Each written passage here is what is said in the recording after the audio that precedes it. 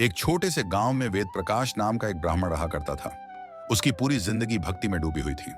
वो रोज सुबह उठते ही स्नान कर मंदिर जाता, भगवान श्री कृष्ण के चरणों में फूल चढ़ाता, भजन गाता और दिन का हर शुभ काम शुरू करने से पहले उन्हें अर्पण करता। लेकिन उसकी पत्नी रमा इससे बहुत खफा रहती। उसे लगता कि वेद प्रकाश जरूरत से ज्यादा भगवान के पीछे पड़ा है। हर बात में वही कृष्ण, भोजन हो या नया कपड़ा, पहले उन्हीं को देना जरूरी है क्या? रमा अक्सर ताना देती।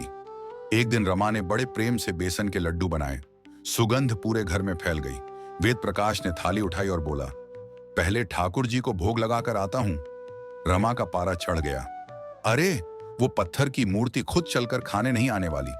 हर बार तुम सब कुछ पहले मंदिर क्यों ले जाते हो? इस बार बिना खिलाए मत आना, देखती हूं कैसे खाते हैं तुम्हारे भगवान। वेद प्रकाश ने कुछ नहीं कहा, लेकिन आज कुछ ठान लिया। वो लड्डुओं की थाली लेकर मंदिर पहुंचा, श्री कृष्ण की मूर्ति के सामने बैठ गया और बोला, प्रभु, जब तक आप लड्डू नहीं खाएंगे मैं यहां से नहीं उठूंगा। समय बीतता गया। सुबह से दोपहर, दोपहर से शाम हो गई। लोग मंदिर में इकट्ठा होने लगे। कोई हंस रहा था, कोई हैरान था। ये पागल हो गया है क्या? मक्खियां लड्डू के चारों ओर मंडराने लगी। चींटियां कतार में चली आईं। वेद प्रकाश उन्हें बार बार हटाता रहा। थोड़ी देर में एक कुत्ता आया, ललचाई नजरों से लड्डू देखने लगा। वेद प्रकाश ने उसे डांटकर भगा दिया। फिर एक बूढ़ा भिखारी आया, हाथ बढ़ाया तो ब्राह्मण ने थप्पड़ मार दिया। ये भगवान का प्रसाद है, तुझ जैसे के लिए नहीं। शाम से रात हो गई। सब लोग घर चले गए। थका हारा, निराश वेद प्रकाश अंत में गुस्से में आ गया।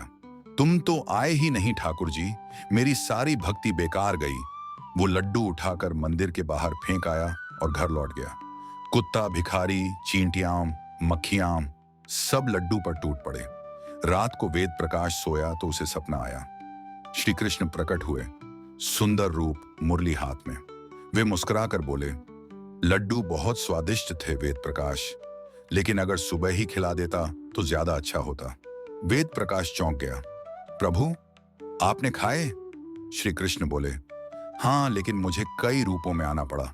मक्खी बना, चींटी बना, कुत्ता बना, वो बूढ़ा भिखारी भी मैं ही था। लेकिन तुमने मुझे पहचानने से इनकार कर दिया। मुझे थप्पड़ मारा, भगाया, झिड़का। अंत में जब तुमने खुद थककर लड्डू फेंके तब जाकर खा पाया, लेकिन तब तक उन लड्डुओं में मिट्टी लग चुकी थी। प्रभु, वेद प्रकाश की आंखों में आंसू थे। श्री कृष्ण बोले, तुमने वर्षों सेवा की, पर आज तुम्हारी परीक्षा थी। क्या तुम मेरी हर रूप में पहचान कर सकोगे? सेवा सिर्फ मूर्ति की नहीं, जीवों की भी करनी होती है। जो भूखा हो, गरीब हो, उसमें भी मैं ही बसता हूं। अब जब अगली बार कुछ बनाओ तो मेरी खोज सिर्फ मूर्ति में मत करना, मेरा हर रूप में स्वागत करना। सुबह वेद प्रकाश की नींद खुली तो उसका हृदय बदल चुका था। उस दिन से वो सिर्फ मंदिर नहीं गया, बल्कि गांव के भूखों को पहले खिलाने लगा। उसके घर आने वाला हर भिखारी, हर कुत्ता, हर जीव अब उसे श्री कृष्ण जैसा ही लगता। भगवान सिर्फ मंदिरों में नहीं, जीवों में भी होते हैं। कभी वो कुत्ता बनकर आते हैं, कभी चींटी, कभी कोई भूखा इंसान। जो इन रूपों की सेवा करता है वही सच्चा भक्त होता है। जय श्री कृष्ण, जय श्री राधे।